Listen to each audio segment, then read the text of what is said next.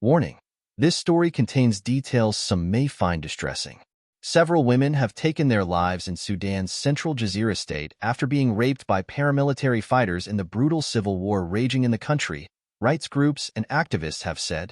The reports come after the Paramilitary Rapid Support Forces (RSF) was accused by the UN of atrocious crimes, including mass killings, in the state last week. With RSF fighters continuing to advance, one rights group has told the BBC it is in contact with 6 women who are contemplating taking their own lives as they fear being sexually assaulted.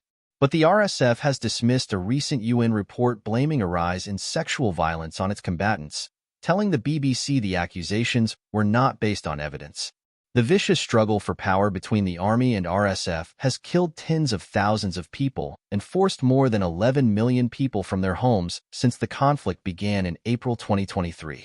The head of the UN World Food Programme, Cindy McCain, visited the aid hub of Port Sudan this week and told the BBC that the country could see the world's largest ever humanitarian crisis if a ceasefire is not reached.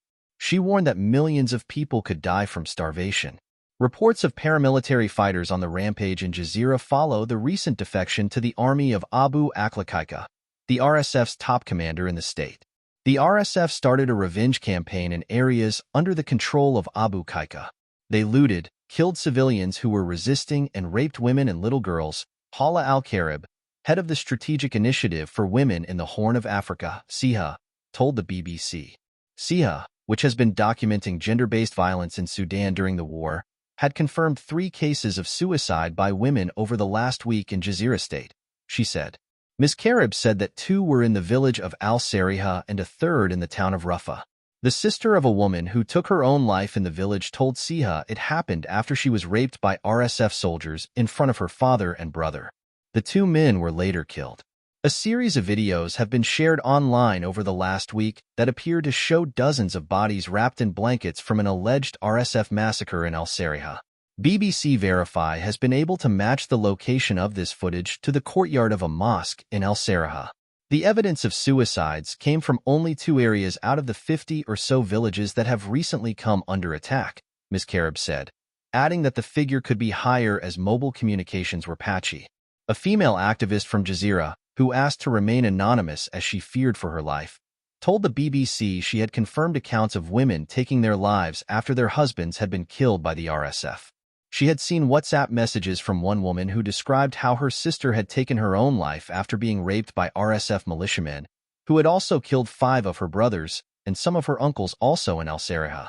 But like SIHA, she said it was impossible to verify accounts on social media of reported mass suicides of women fearing rape given the communication problems. On Tuesday, an 80-page UN report said that since the conflict began, at least 400 survivors of conflict-related sexual violence have been documented up to July 2024, with the actual figure suspected to be much higher. The sheer scale of sexual violence we have documented in Sudan is staggering, said Mohammed Shandothman, the UN chair of the panel that compiled the report. Victims it documented have ranged from between 8 and 75 years, with many of them needing medical treatment, but most hospitals and clinics have been destroyed in the fighting, the UN said. RSF spokesperson Nazar Syed Ahmed told the BBC, "These accusations are false and not based on evidence.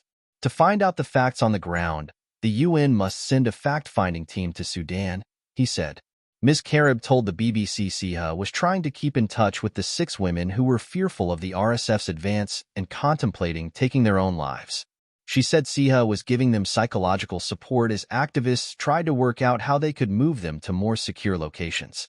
She also said they were trying to help a 13-year-old girl who had been gang-raped by RSF fighters in Gezira and was in urgent need of medical care.